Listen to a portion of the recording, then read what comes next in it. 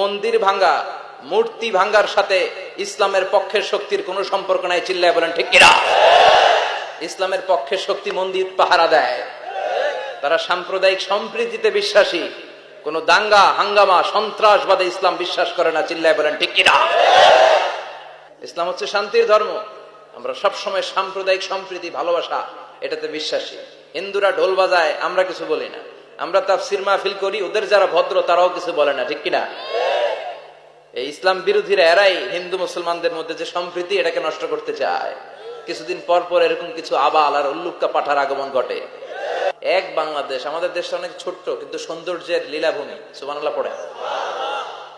এমন কিছু নাই যে দেয় নাই। কি পাহাড়, কি সাগর, কি নদী, কি সবুজ। সমস্যা হয়েছে দুর্নীতি। সমস্যাটা কি? আমি 5.5 বছর ধরে মালয়েশিয়াতে থাকি। আল্লাহ মালয়েশিয়ার যা দিছে এর চেয়ে অনেক ঢের গুণ বেশি আমাদেরকে দিয়েছে।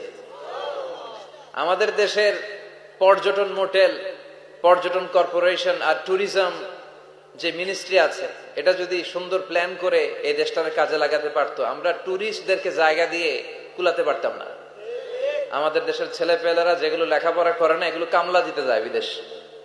এই দেশটারে সাজাইলে এখানে ট্যুরিজমকে দেখাশোনা করার জন্য আমাদের প্রত্যেকটা ছেলের কর্মসংস্থানের ব্যবস্থা হয়ে যেত। এগুলো নিয়ে চিন্তা নাই। এরা ঘুরতে যায় বিভিন্ন দেশে, দেশ নিয়ে চিন্তা নাই। আল্লাহ আমাদের নেতাদেরকে তুমি হেদায়েত দাও।